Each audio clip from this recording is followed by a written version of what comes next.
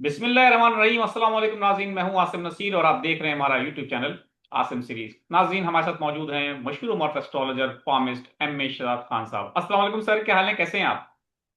वालेकुम अस्सलाम बिस्मिल्लाहिर्रहमानिर्रहीम। इन्नल्लाह यअमुरु बिल अदली वल ihsan। बेशक अल्लाह हुक्म देता है इंसाफ करने का और एहसान करने का। अल्लाह पाक का बड़ा करम शुक्र अल्हम्दुलिल्लाह। सर, क्या पेशन गोई करेंगे हमारे देखने वालों के लिए आप कि ईरान और जो अमेरिका और इसराइल ने जो ईरान पे हमला किया उसको मुंह की खानी पड़ी। तो इस जंग बंदी के हवाले से ट्रंप ने कई बयानात दिए, अपने बयानात से वो मुकर भी गए। कभी कहते हैं जंग से हम बाहर निकल रहे हैं, फिर कहते हैं जी 2-3 हफ्ते हम मजीद जारियत करेंगे, कार्रवाई करेंगे। तो आपको क्या लगता है, एक तो ये जंग जो है ये कब तक इस तरह आप देख रहे हैं कि चलती रहेगी? क्योंकि 1 महीने से ज्यादा का टाइम हो चुका है। आलमी मईशत जो है वो बड़ी क्राइसिस का शिकार है। पाकिस्तान में भी हमने देखा कि पेट्रोल प्राइसेस को बहुत ज्यादा बढ़ा दिया गया, महंगाई का एक तूफान आ गया। इससे सब ही मुतासिर हो रहे हैं, पूरी दुनिया मुतासिर हो रही है।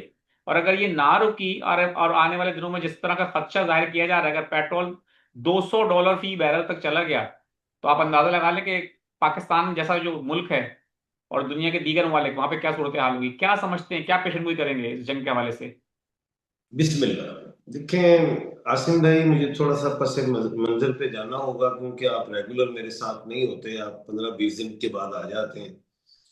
तो क्योंकि सबको, जो हमारे व्यूवर्स हैं, उनको साथ लेके चलना होता है, क्योंकि वो सब जो मैंने पेशेंट गोइयां की हैं वो तो सब भूल गए होंगे मैंने क्या कहा। थोड़ा सा पस मंजर से मुझे दोबारा आना पड़ेगा।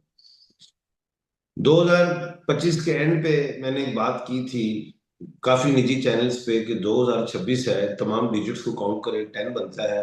वन और जीरो निकालो, वन में से जीरो निकाल दो तो वन जो है वो अल्लाह पाक का नंबर, और वन सूरज का नंबर भी सितारों के हवाले से। अब बात यह है कि इस साल तो फैसले होंगे बड़े बड़े, क्योंकि एक नंबर तो अल्लाह पाक का है। अब सितारों में जो है, जो स्टार जो है वो सूरज इस साल का बादशाह है। मैंने पहले ये बातें वो मैं कर रहा हूँ जो मैंने पीछे की हुई, इसके साथ आपके सवाल का जवाब दूंगा। मैंने कहा था इस खित्ते में नहीं, पूरी दुनिया में लॉर्ड की लड़ाई होगी, क्योंकि सूरज है ना, लॉर्ड है। लॉर्ड की लड़ाई होगी। ट्रंप ने 3 जनवरी को वेनेजुएला पे हमला किया और निकोलस के ले गए। वो समझे कि मैं पावरफुल हूँ, नेथन के चक्कर में वो ट्रैप हो गए, उन्होंने ईरान पे हमला कर दिया। 28 तारीख को, 28 फरवरी को हमला किया था। 2 और 8 10 बनते, जीरो कॉलो वन, वो फिर सूरज का है। फिर मैंने कहा 28 मार्च मुझे बहुत पसंद है कि यहाँ पे मुज़ाकरात हो। पाकिस्तान की तरफ से बयानिया आ गया कि मुज़ाकरात शुरू होगा, अगले दिन से शुरू हुई है।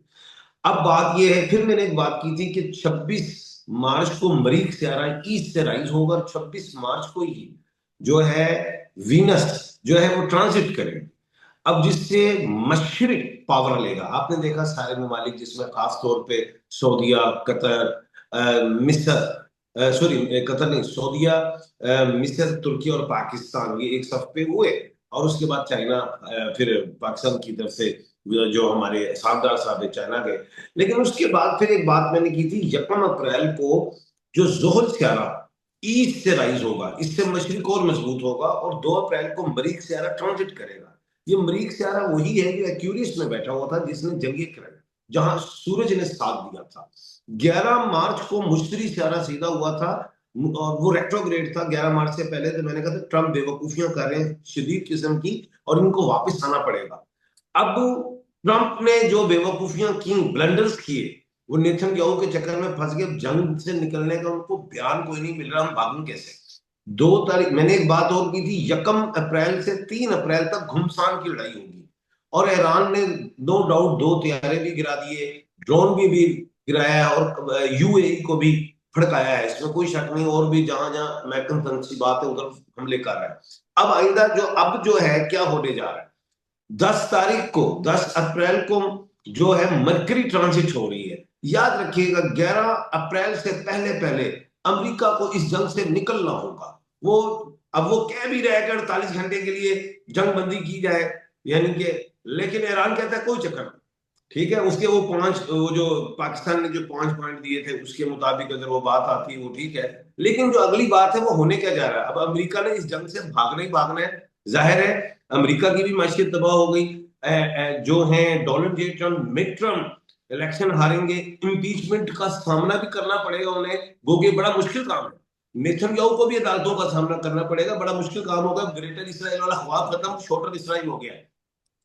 अब एक बात और करते हैं जो अहम, के अब आइंदा आने वाले दिनों में होने क्या जा रहा है। अमेरिका जो है, चौधरी साहब ट्रम्प, इनको 27 दिमाग की बीमारियां हैं। मैं कल टीवी सुन रहा था, इसीलिए वो दोपहर को कुछ कहते हैं, रात को कुछ कहते हैं, सुबह कुछ कहते हैं। अच्छा, खैर, अब ट्रम्प एक काम करेंगे, दो बातों में से एक बात होगी, ये पेशेंट गोई देने लगा हूं, बड़ी पेशेंट गोई। सुनिए, ट्रम्प 11 तारीख से पहले कोई ऐसा जाली ऑपरेशन कर देंगे और ये कहेंगे ये मैंने ईरान पे ऑपरेशन किया है, अपने फौजी उतारे हैं किसी भी पहाड़ों पे, और कहेंगे मैंने यूरेनियम निकाल लिया, मैंने, और मैं जा रहा हूं, मेरा मेरा मसला हल हो। एक तो ये जाली ऑपरेशन कर सकते जैसे इंडिया ड्रामे करता है इस तरह।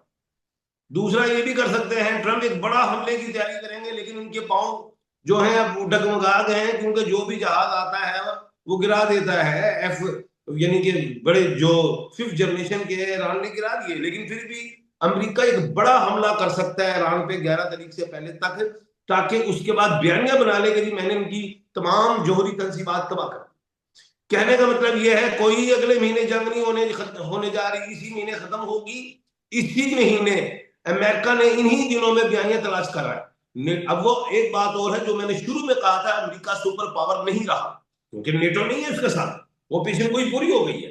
अब आइंदा आने वाले टाइम में जो मैं देख रहा हूं कि 11 तारीख तक एक बड़ा ड्रामा करने वाला है, और वो भी ईरान उसको फिर बयानिया बनाने नहीं देता है। ईरान का अगली ही घंटे में वो आ जाता है बयान कि कुछ नहीं हुआ, और फिर ताबड़तोड़ हमले कर देता है। जी।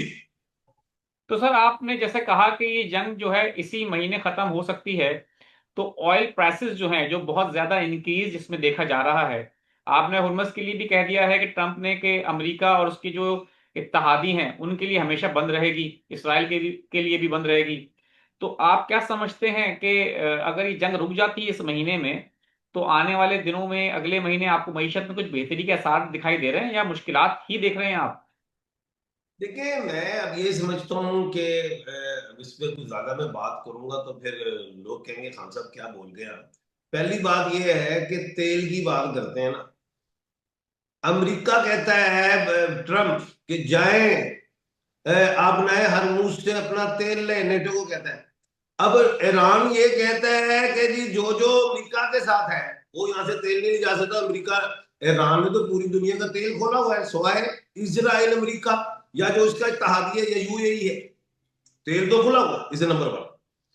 नंबर 2, मैं ये समझता हूं इस जंग में तकरीबन जो डेवलपिंग कंट्रीज है, एक तो डेवलप होता है ना, जो डेवलपिंग कंट्री है वो अवाम को बेवकूफ बना के महंगाई रखेंगे।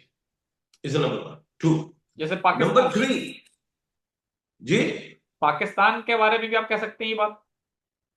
देखिए जी, मैंने खुली बात की है, मैं अपने मुल्क की क्या बात करूं, मैं पूरी दुनिया की बात कर रहा हूं। मेरा मुल्क भी इस दुनिया में है। मैं तो ये जो है, मैं पेशेंट गोई कर रहा हूं, तनकीद नहीं कर रहा, पेशेंट गोई कर रहा हूं। दूसरी बात यह है कि तेल, जाहिर है जब ये जंग बंद होगी, और मैंने कह दिया है सीज फायर होगी पहले, ये याद रखिएगा, एक बड़ा हमला या एक जाली ऑपरेशन, उसके बाद सीज फायर, जो मैंने देख रहा हूँ 11 तारीख तक हो सकता है।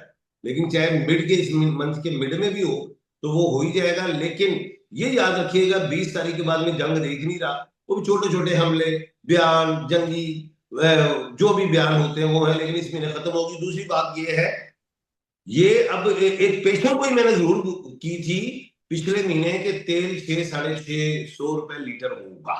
तो हमने, चले शुक्र है, 600 को नहीं, 450 को टच किया है, फिर वापिस आए हैं।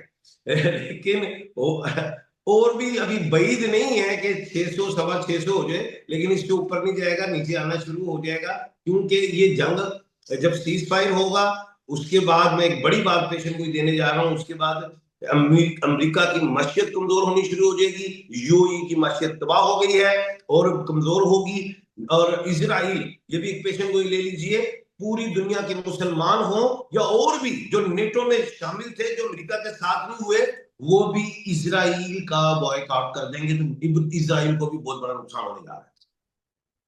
बिल्कुल ठीक है, बिल्कुल ठीक है सर, बहुत बहुत शुक्रिया हमें वक्त देने के लिए। नाजी यहाँ हमारे वीलॉग का वक्त खत्म हुआ, मुझे और एम ए शहजाद खान साहब को दें एक इजाजत। पेशेंट को ही मैं देना चाहूंगा। दें सर, बिल्कुल दें। 3 पेशेंट गोई ले लीजिए। बहुत सवाल आ रहे हैं मुझे, खान साहब क्या पाकिस्तान ईरान पे हमला करेगा? मैं चैलेंज करता हूं, फिर कर रहा हूं, 1.5 महीना पहले भी कहा था कोई हमला नहीं करेगा। दूसरी पेशेंट गोई, क्या अमेरिका ईरान पे पैदल फौज उतारेगा? दूसरी बड़ी पेशेंट गोई लिख ले, नहीं उतारेगा। 2 पेशेंट गोई काफी है मेरे ख्याल से, और मजीद। बिल्कुल जी। ठीक है सर, बहुत बहुत शुक्रिया सर हमें वक्त देने के लिए। नाज़रीन, यहाँ हमारे वीलॉग का वक्त खत्म हुआ। मुझे और एम शिराज खान साहब को दें इजाजत। आखिर में हमारा वही पैगाम है, मुस्कुराएं, प्यार बांटें और अपने आसपास के लोगों का ख्याल रखें। अल्लाह हाफिज। अल्लाह हाफिज।